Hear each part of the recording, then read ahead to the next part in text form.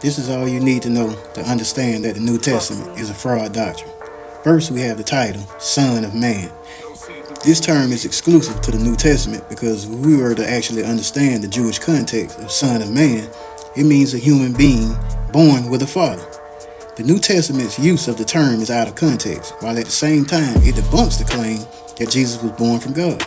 They even use Joseph's genealogy in the book of Luke to attempt to put Jesus in the line of David. But that line is irrelevant because he isn't born from a man, remember? But anyway, John 5:22 and 23 makes a claim. For the Father judges no one, but has committed all judgment to the Son, that all should honor the Son just as they honor the Father. He who does not honor the Son does not honor the Father who sent him. Now whose son? And what son? Because according to the Hebrew scriptures, Yahweh doesn't have a son and never will.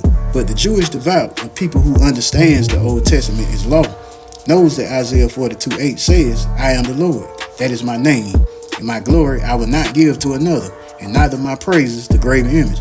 So it doesn't matter what kind of miracles Jesus would have done or what kind of message he would have had. He doesn't deserve any honor that Moses or Elijah didn't get. The statement, God doesn't judge. What happened to only God can judge. But let's keep it real.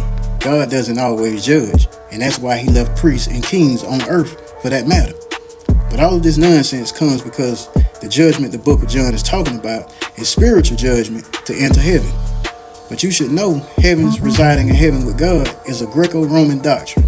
The Jewish world had never adopted a belief of heaven until Jesus started preaching it.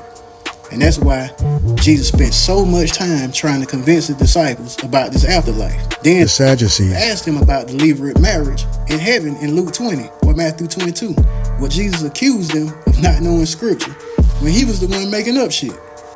He tells them that they are in error of the scriptures because in heaven they don't marry, and Moses proved that when he said Yahweh was the God of the living.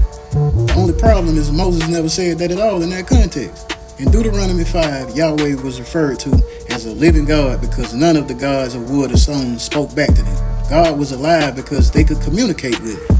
Ecclesiastes 9:5 says the dead have no more reward in the grave.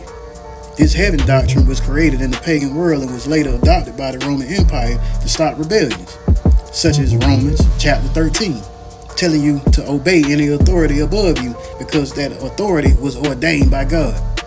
It even tells the servants to be obedient to their masters and the masters to treat their servants kind because your master in heaven will judge you if you don't, which contradicts entirely what Jesus was saying.